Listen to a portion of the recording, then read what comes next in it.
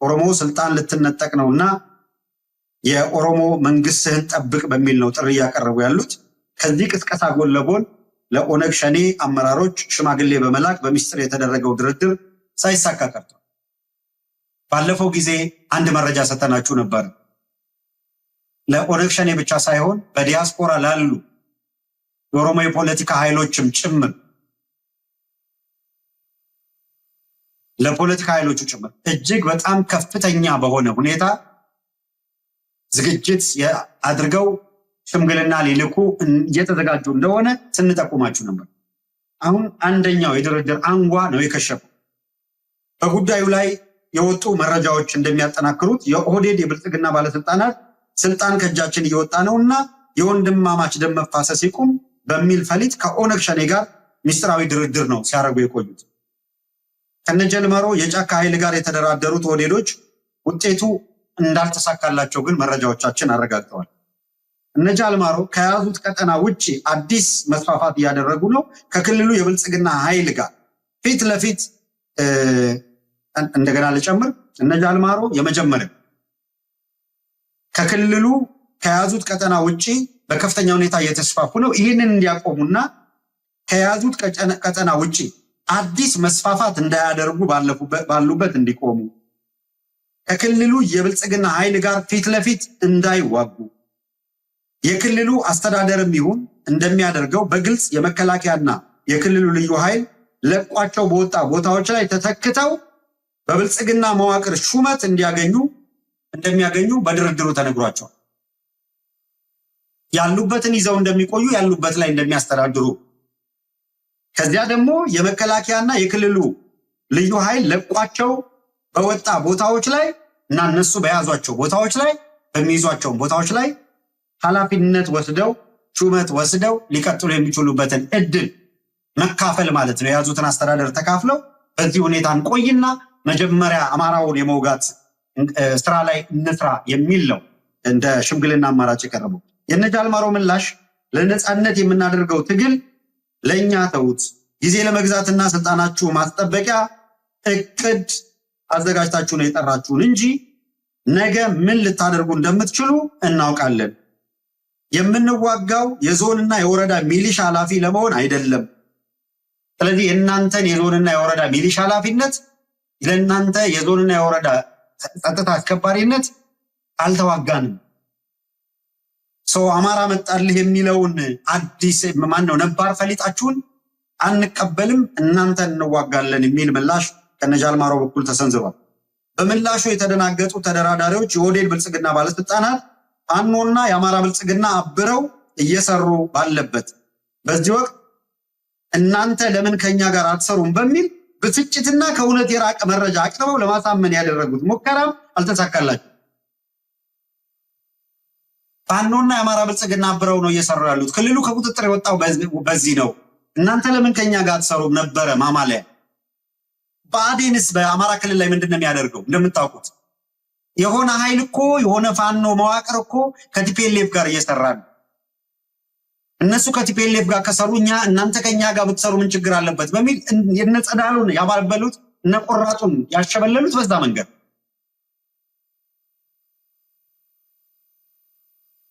የትም ቦታ ላይ እንዴት ያለ ሴራ ኮንስፓየር አድርገው እንዴት ሴራ እንደሚሰሩ ተመልከቱ። የአማራ ብልጽግና ባለስልጣናት የዘር ማጥፋት ዓላማ ያለውን የኦህዴድ ብልጽግና ጦርነት ቀኝ እጅ ሆነው የሚያስፈጽሙ እንጂ ከፋኖ ጋር አብረው የሚሰሩ እንዳልሆነ ከነሽመልስ በተቃራኒው የተሰለፉ የኦሮሞ ኃይሎች የሚያውቁት ሀቅ ነው። የነፍጠኛ አበረብን ትርክቶች ገዢ ይዘውላቸው ሄዱት። ነፍጠኛ አበረብን፣ ነፍጠኛው ተባበረብን፣ አብረን እንሁን የሚል ነበር። ተቀባይነት አጥቷል። ጀነራል ኃይሉ ጎንፋን ጨምሮ ሌሎች የቀድሞና የአሁን የኦህዴድ ቁልፍ ሰዎች የተሳተፉበት ይህ ድርድር በወንድማማች መካከል የሚፈስ ደም ይቁም በሚል ሀሳብ የተካሄደ ነው። ከዚህ ቀጥሎ በወንድማማች መካከል ያለው ደም እዚህ ጋር መፍሰሱ መቆም አለበት ከምትለው ስር ነፍጠኛ አበረብን፣ ነፍጠኛ ተባበረብን ነበረ ቅስቀሳቸው። ከሸፈ። ምስጢራዊ ድርድሩ ተካሂዶ ከመክሸፉ በፊት በኢሊሊ ሆቴል በተካሄደው ስብሰባ ላይ የብልጽግና ውድቀት አይቀሬ ስለመሆኑ ግምገማው ስላሳያቸው ይህንን ስልጣን የጫካው ታጣቂ ኃይልና በከተማ ያቆረፈው በውጭ የሚገኙ የኦሮሞ የፖለቲካ ኃይሎች እንዲታደጉ አቅጣጫ መቀመጡን ከዚህ ቀደም በኢትዮ ሰገነት ልዩ ፕሮግራም የመረጃ ትንታኔ እንዳቀረብንላችሁ ታስታውሳላችሁ። ብቻ መጣመር አለበት። ቆርጣችሁ ላኩላችሁ እነሱ ብቻ የጋራ ጠላት ነው የገጠማቸው አዲስ አበባ ያለው የኛ ብልጽግና የትግራይ ህዝብ ጠላት ነው። የኛ ጠላት ቁጥር 1 ብልጽግና ነው። ማን ያለው? ጆን መዲድ ነው ያለው። ግልጽ እኮ ግልጥልጥ ያለው እኮ ትግራይ ማን ነው አሁን ቁጥር 1 ጠላቷ? ማን ነው? ትግራይ ስር ሴክሲ ካቦ አወል 40 ሳይቀር ዳቦ በዚህ ካለፈ ሞቻ አድራለሁ ሲል ነበር ነው እንዳለ እንደዚህ። አሁን ግን ፕሬዝዳንት ዳንጀር የትግራይ ህዝብ ቁጥር 1 ጠላት ያለው ብልጽግና ነው። አማራስ ማን ነው ቁጥር 1 ጠላት በዚህ ሰዓት? ህወሓት ነው።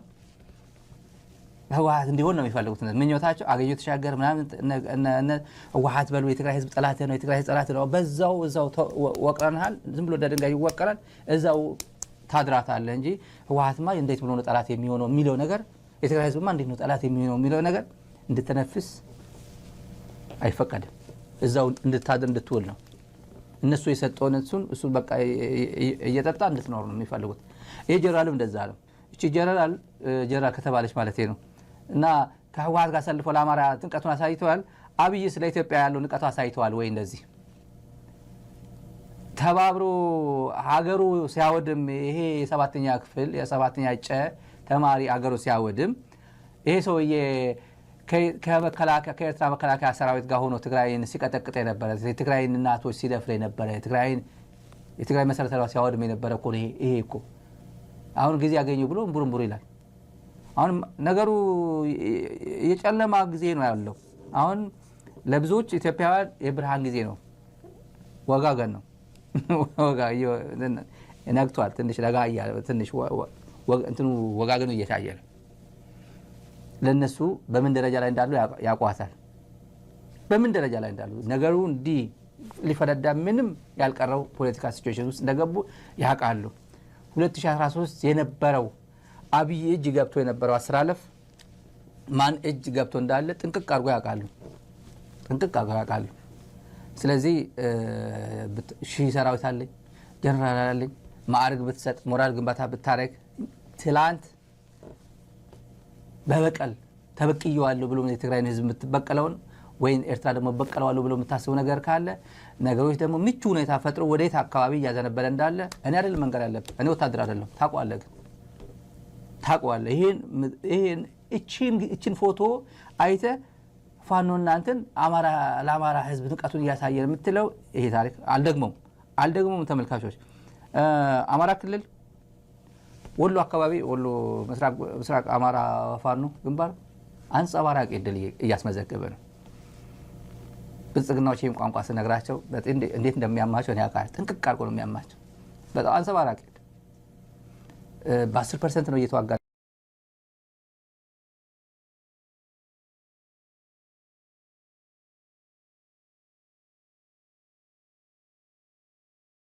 ያለው ሲሉት የነበረው በ10% አይደለም። እዝ አሰማርቶም አልገጠመው ማለት እዝ 11ኛ እዝ የሚባለው ከየትም ለቃቅሞ ያመጣው ኦሮሚያ ሲዋጉ የነበሩ የአማራ ተወላጆች እድሉን አግኝተው እየገቡ ነው። ተመስገን ብለው 3 ዓመት ሙሉ እኮ ከሸኔ ጋር ስንዋጋ ነበር ብሎ ወራና ብልስማሩ ጋር ሲያደርጉ የነበረው 2 ዓመት 3 ዓመት ጦርነት እፎይታ አግኝተው ወደ አማራ ክልል አጠገብ ወደ ሀራ ሲያመጧቸው ሹልክ እያሉ ወደ ፋኖ እየገቡ ነው። ይህን እድል ለመጠቀም ብለው ምክንያቱም ቀላል አልነበረም ከኦሮሚያ ወደ አማራ ክልል ለመግባት።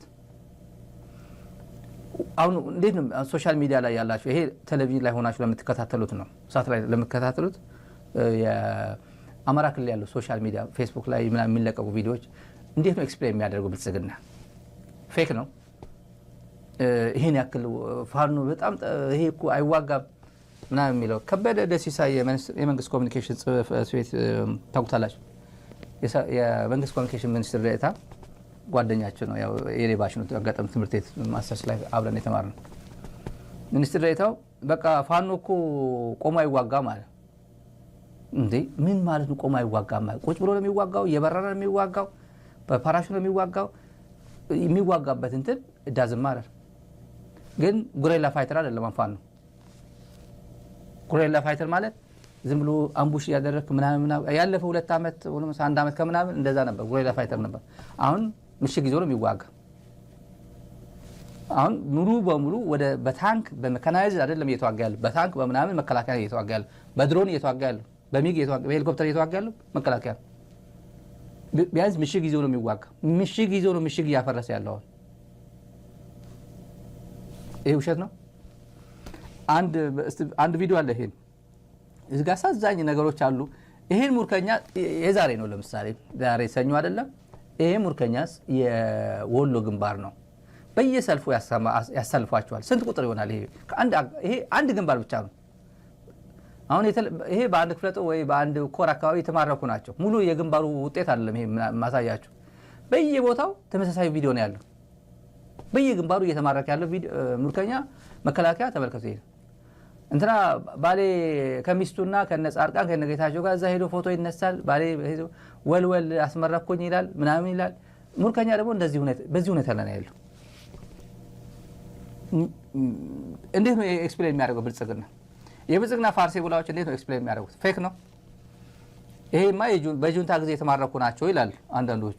እንዴ ይሄ እልም ያለ ፋኖ ያያችሁት ፎቶ በፋኖ በአማርኛ እያናገረ አንተ ምናምን እያለ ፋኖ እንዴት ነው ሲማረክ? የፋኖ የሙርከኛ አያያዝ እስቲ ኤክስፕሌን አድርገው።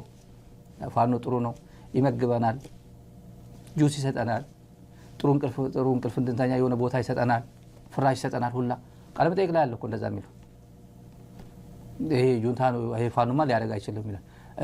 ይሄ ውጊያ ላይ ያው ይሄ ጀነራል እንደሚሉት እንደዛ ያው የህወሓት እጅ አለበት ነው። ምንድነው እነሱ ቢያንስ እንኳን ባይገቡም የሰማሁት ባይገቡም ፕላን ሰጥቷቸዋል። መቀለ ተቀምጦ የሆነች እዚህ አካባቢ አንድ ጋንታ አለች፣ እሷን አንድ ኃይል በዚህ በኩል አለች ምናምን። እንዴት ብሎ ነው መቀለ ተቀምጦ ይሄን ሁላ ፕላን ሊያወጣላቸው ይችላል? አስመራ የሻዕቢያ እጅ አለበት። አስመራ ተቀምጦ አዳሃሎ ተቀምጦ ይሄን በዚህ በኩል አንድ ኃይል አለች፣ በዚህ በኩል አንድ ኮር አለች፣ እቺን በዚህ ታጠቃታለች። አስመራ ሆኖ ያወጣላቸዋል ካርታ። ምን ነው አስመራ ከአስመራ ይትል ወሎ ደስ ያላል እንዴ? ደሴ ይቀርባል እኮ በቃ እዛው አለ። በዚህ በኩል ምታ ቀበሌ ሁላ እየጠቀሰ መምታት ይችላል እኮ አቅም ካለው የኢትዮጵያ ይሄን ሁላ ግዙፍ ጀነራሎች ተሸክመው እንደዚህ አይነት ምክንያት የአማቼ ቀሚስ አደናቀፈኝ ከምትል የምሩን የኢትዮጵያ ሕዝብ ለምን አትነግረው? አማራጩ መፍትሄው ሰላማዊ መንገድ ነው። ንግግር ነው። በኃይል የምትጨርሰው ኢትዮጵያ ምድር ላይ በኃይል የጨረሰው ጦርነት የለውም አብይ አህመድ። አገር ዝም ብሎ ያወድማል። መጨረሻ አት ኤንድ ኦፍ ዘ ዴይ በጣም ብዙ ተጠያቂነት እንደሚኖር ምንም ጥርጥር የለው። ጄኖሳይድ ፈጽመዋል። ሌላ አማራ ክልል ላይ ሌላ ጄኖሳይድ እየፈጸመ ነው። ጄኖሳይድ አልፈጸምኩም ይላል። የ4 ወር ህፃን ልጅ በድሮን እየገደለ ድሮን እና አይን አላቸው እኮ 4 ጊዜ ፈርመን እኮ ነው በፍጹም አይስትም እኮ አኩሬሲው 100% ነው እያለ ይልማ መርዳሳም ብርሃኑ ጁላም ጠቅላይ ሚኒስትሩም በፓርላማ ፊት ለፊት ይነግሩናል። የ4 ወር ህፃን ልጅ ግን ይገላል። የተማረከች ወጣት ልጅ ጡቷን ቆርጦ ዘጠያፍ የሆነ ነገር ይሰራል። አሁን የአንድ ሰው ጡት አይደለም። አማራ ክልል አንዲት ወጣት ጡት አይደለም የተቆረጠው። ሲምቦላይዝ የሚያደርገው ሌላ ነው። ትርጉሙ ሌላ ነው። የብልጽግና አሁን እዚህ ፋኖ እንደዛ ማድረጉ ብዙም ያው እየተዋጋን ነው የሞተችው ምናምን ይላሉ እነሱ። እርጉዝ ኦሮሚያ ክልል እያደረጉ ያለው እኮ እያየን እኮ ነው። ገድሎ በአህያ ጭኖ እንደዚህ ድንጋይ ነው እንደዚህ ጭኖ የኮንስትራክሽን በዚህ አሸዋ አህያ ጭኖ የሚኬድ እንጂ በዚህ አስከሬን ይዞ የሚሄድ ኦሮሚያ ክልል ነው ያየነው። ኦሮሚያ ክልል ነው ገበያ ኤግዚቢሽን ይዞ የሚወጣ። ጽያፍ ማለት ይሄ ነው። ይሄ ጄኖሳይድ አይደለም። የጄኖሳይድ ኢንቴንሽኑ አሁን ይሄ ዝም ብሎ በአጋጣሚ ነው። ጆኒ እንደ አህያ ጭኖ ሄዶ አስከሬን እንትን ነው። አንቺ የፋኖ እናት ነሽ ኦላ እናት ነሽ እየተባለች የምትገደለው እናት ዝም ብሎ አርቢትራሪ ነው። ዝም ብሎ ድንገት ነው። እና ይሄን ጥሩ አንድ ፎቶ አለ። ጥሩ እኔ በጣም የወደድኩ ፎቶ ሶሻል ሚዲያ ላይ አጋርቼው ነበር። አጋጣሚ በጣም የወደድኩ ፎቶ እኔ በእውነት የዚህ ልጅ አፍሮ ጸጉሩ ሲያምር መልከት ሽርጡ ያምራል፣ መልኩ ያምራል፣ ጸጉሩ ያምራል። አፍሮ ነው። ከማዶ ያሉትም ፋኖች በትር ይዞም አሉ እንደ በግ እንትን የሚጠብቅ ብልጽግና። አብይ አህመድ ይሄን ማየት አይፈልግም። የትላንት ፎቶ ነው፣ የዛሬ አይደለም። ትላንት እሁድ ቀን ነው። ትላንት እሁድ ቀን ዘሴም ግንባር ነው፣ ወሎ ግንባር ነው። ፋርሴው ላይ ማስማት አይፈልግም። ቁጭ ብሎ ይሰማል። ግን በቃ የሆነ ስህተት የሆነ የምትቆረጥ ነገር ይፈልግ። ጠብቁ፣ እስከ መጨረሻ ጠብቁ፣ እስከ መጨረሻ ጠብቁ። አሳያችኋለሁ። የሚቆረጥም የማይቆረጥም ቪዲዮ አሳያችኋለሁ። ለማንኛውም ሌላ ተመልካቾች አፋር ተቃውሞ ነው ውሏል ዛሬ። አፋር ርቦናል፣ መንገድ ተዘግቷል። ገዋኔ መንገድ ዝግ ነው። በርካታ ይሄ ጭስ እያጨሱ እንትን እያደረጉ መንገዱን እንትን አድርጎታል። ርቦናል እንደምታዩት ነው። የገዋኔ ርቦናል ነው የሚለው። ጠምቶናል። ውሃ ስንሰማ ውሃ 1 ዓመት ሆኖታል። የውሃ ቧንቧ የለም። የጠራ ውሃ ቧንቧ አገልግሎት አያገኝም እና ርቦናል። የኑሮ ውድነቱ ከብዶናል። መኖር አልቻልንም፣ መብላት አልቻልንም። ርቦናል፣ ጠምቶናል ነው ሰላማዊ ሰልፉ። መንገድ የለ፣ ትራንስፖርት ከባድ ጭነት ተሽከርካሪዎች ዝግ ናቸው ዛሬ እንዳያችሁት ማለት ነው። እንግዲህ ፋርሴ ቡላ ምን ይላሉ ካያችሁ የምትከታተሉ አንዳንዶች፣ ይሄ በተለይ ብልጽግና በደንብ የብልጽግና ናቸው በይፋ ወጥተው የሚናገሩ ምን ቢርብ ለምን መከላከያ ጋር ተቀላቀልና ለምን እዛው ደሞዝ ታገኛለህ እኮ ብሎ ሲጽፉባቸው፣ ያው እንደ ቀልድ ማለት ነው ሲያሾፉባቸው፣ ወደ መከላከያ ገባና መከላከያ ደሞዝ ይከፍላል፣ አለበለዚያ ያው ንጹህ ውሃ ፖታብል ዋተር አታገኝም፣ ምግብ ርቦኛል ብትልም ይሰማ የለም ነው። የጓጓኔ ህዝብ፣ የአፋር ህዝብ ሰልፍ ገና የሚያነሳሳው ቢገኙ ኖሮ ስንት ታሪክ ይሰራል። ጅቡቲ ይዘጋበታል። ደሞ አይቀርም ደሞ አይቀርም። በዚህ ፓተርን ከሄደ ብልጽግና ክልሉ እንዴት ሊያደርገው እንደሚችል የአፋር ህዝብ ምን ማለት እንደሆነ ለኢትዮጵያ የጉሮሮ ምን ማለት እንደሆነ ያውቋል። የሚያነሳሳው ኃይል ከተገኘ ስንት ተአምር መስራት የሚችል ህዝብ ነው። 10% ነው እንጂ የቀረው ሌላውን አጠናቀነዋል ሲሉን ነበር አይደለም? ሪያሊቲው ግን ምን ያሳያል? እስኪ ያገዛዙን ሰዎች እናዳምጣል። ወደዛው እንሻገርና የተወሰነ ነገር እንስማ። 90% በሚገባ በተጨባጭ በሪፖርት ማቅረብ የሚችለው 90% መተናቸዋል። የጽንፈኛን ኃይል ከጥቅም ውጭ ሆኗል። አሁን ምንም ማድረግ ወደማይችልበት ደረጃ እያደረስነው ነው ያለነው። ጠላትን ስትራቴጂካሊ አዛብተዋል። በክልሉ ውስጥ ፍላጎቱን የሚያስፈጽም ፊት ለፊት የሚመክት ወይም የሚያጠቃ ከተማዎችን ተቀጣጥሮ ያስተዳድር የሚል ኃይል የለም ማለት እንችላለን። አጠቃላይ በክልሉ ያለው ሰላም በጣም በአስተማማኝ ሁኔታ እየሄደ ነው ያለው። በአጠቃላይ በሚባል ይችላል ወረዳዎች ሙሉ በሙሉ በመንግስት ቁጥጥር ስር ሆነው ጠላት እስከዛሬ እንደ ኳስ ነበር የሚነጥረው። አሁን ኮቴው እንዳይሰማ ኮሽታ እንዳይኖረው ተስረግርጎ ነው የሚኖረው። አሁን በአማራ ክልል ሰላማዊ ሁኔታ ተፈጥሯል። የክልሉ መንግስት ተጠናክሯል። አደረጃጀቱን እስከ ቀበሌ ያጠናክሯል። ለገሰት ሁሉ ሰምታችሁታል አይደል? አሁን በአማራ ክልል ሰላማዊ ሁኔታ ተፈጥሯል። አሁን እኮ እሱ ከኮሚኒኬሽን ኃላፊነቱ ተነስቶ አምባሳደሩ ነው ሄዷል። አምባሳደር አድርገው ጅቡቲ ልከውታልና አብያለሁ 10% ነው የቀረን አልቆናል ገለመሌ ጨርሰናል ሲሉ የነበሩ ሰዎች ዛሬ ቅድም ከግንባር ውሎ ጋር በማያያዝ የተገለጸውን ሰምታችኋል። የግንባር ውሎ በተመለከተ ሪያሊቲው ምን ያሳያችኋል? እውነታው ምን ያሳያችኋል? አያችሁ፣ እንዲህ ያለ የተዝረከረከ ስርዓት ነው። ይሄንን ሁሉ ቃሉ በኋላ ከጥቅም ውጭ ተነዋል፣ አዛብተነዋል፣ መዋጋት አይችልም፣ ገለመሌ ምናምን ፊሽካ ነፍተው እንደ ኳስ ነጠራ አሁን የለም ምናምን ብለዋል። የሉም። እነሱ ጓዛቸውን ሸክፈው እኮ ዋና ከተማ ላይ በሰራዊት እየተጠበቁ በየሆቴሉ ነው ያሉት። ምዕራብ ወሎ አካባቢ በሙሉ ያለው የገነቴ በለው መካነ ሰላም በለው ተንታ በለው ለጋምቦ በለው ለገሂዳ በለው አማራ ሳይንት በለው ወረኢሉ በለው ጃማ በለው እየተሰበሰበ ያናንዱ ደሴ ገብቶ ተደብቆልሃል። ወልዲያ በስንት ዙር ሰራዊት እየተጠበቀ ነው በየህንጻው ላይ ተደብቆ ያለው። ቤቱ ሄዶ እኮ በሰላም የሚያድር አመራር የሌለበት ነው። እነ መርሳ እነ ወርጌሳ አንዱን ቦታ ላይ እኮ የተረጋጋ እና እያስተዳደረ ህዝቡ መሀል የሚኖር አመራር የሌላቸው ናቸው። እስከ ቆቦ ድረስ ያውቁታል ትንፋሽ እንደሌላቸው። የጎጃም ምድር ነበልባል እንደሆነባቸው የፈጃቸው እንደሆነ ያውቁታል። ጎንደር ላይ መላወሻ እንደሌላቸው ያውቁታል። ይኸው ቅድም የዘረዘርነው ነው። ሸዋ ምኒልክ ምድር እንዴት አድርጎ የቆላቸው እንደሆነ የምታዩት ነው። ይሄ ሁሉ በሆነበት ግን ያገዛዙ ሰዎች ትላንት ይሄ ነው ፕሮፓጋንዳቸው። አሁን ዛሬ ደግሞ ስትመጡ በመድፍ በሞርታር በ23 በምናምን ነው የሚሮጡት። የለ መድረስ ምን እያደረጉ ዜሮ። እና እንደዚህ ያሉ ሁኔታዎች እየተፈጠሩ እንደሆነ ትመለከታላችሁ። ልቀጥል። ክልሉ ከውጭ ሀገራት ብቻ ሳይሆን ከመከላከያም ወደ ኦሮሚያ ክልል እየተመለስኩኝ ነው። የጦር መሳሪያ ግዢ በነገራችን ላይ እልፍ አእላፍ የጦር መሳሪያም ገዝተው ጠብ የሚል ነገር ያደርጋሉ አይደል? ግን መረጃው እንደማያመልጥ ደግሞ ማሳወቅ ይገባል። ክልሉ የኦሮሚያ ክልል እንደ ክልል ነው የጦር መሳሪያ ግዢ የፈጸመው። የጦር መሳሪያ ግዢ ለሁለተኛ ጊዜ ነው። በርከት ያሉ ወታደሮች አሉን። የጸጥታ መዋቅር በብዛት አደራጅተናል። ስለዚህ በርከት ያለ የጸጥታ መዋቅር ስላደራጀን አቅም ስላለን ሰራዊት ስላለን የጦር መሳሪያ መግዛት አለብን ብለው ነው በስፋት ስምሪት ወስዶ የገዙት።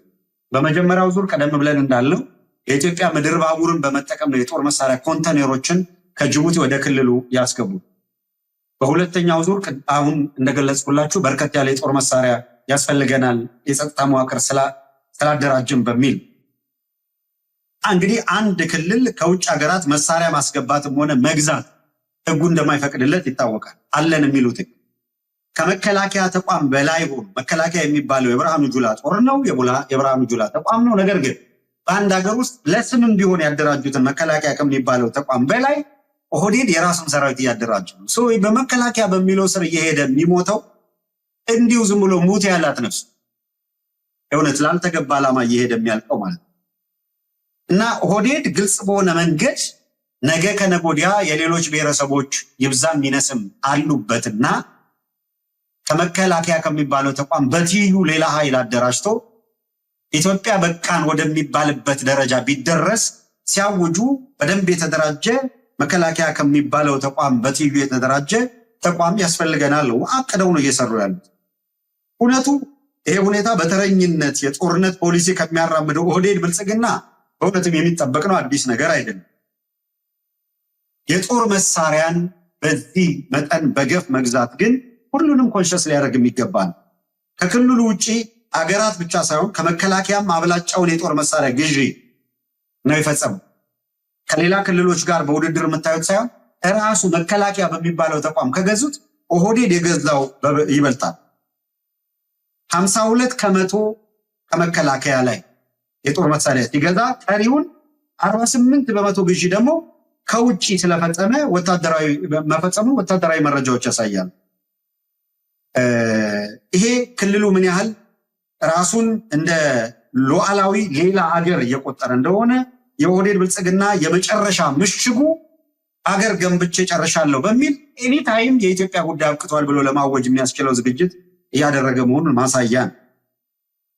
አማራን ትጥቅ ብቻ ሳይሆን ቀበቶ እናስፈታለን በሚል እብሪትና በጥላቻ መንፈስ በህዝቡ ላይ ጦርነት የከፈቱት የኦህዴድ ገዢዎች በእርግጥም የአማራ ልዩ ኃይልን አፍርሰው የኦሮሞ ልዩ ኃይልን በመገንባት የአጥፊነታቸውን ጥግ የአደገኝነታቸውን ጥግ ለመላው የኢትዮጵያ ህዝብ ነው ያሳዩት። ለአማራ ህዝብ ብቻ ሳይሆን የአማራ ልዩ ኃይል እንዲፈርስ ካደረጉ በኋላ ጋቸና ሲርና አሉ የምናምን አሉ ኃይል በ43 ዙር ሰልጥኖ የነበረውን ኃይል አሁን ከመከላከያው 52%፣ 48% ደግሞ ከውጭ ሀገር ግዢ ፈጽመው ሽመልስ አብዲሳ እኮ ከውጭ ሀገር አምባሳደሮች ሲመጡ ተቀባዩ ነው።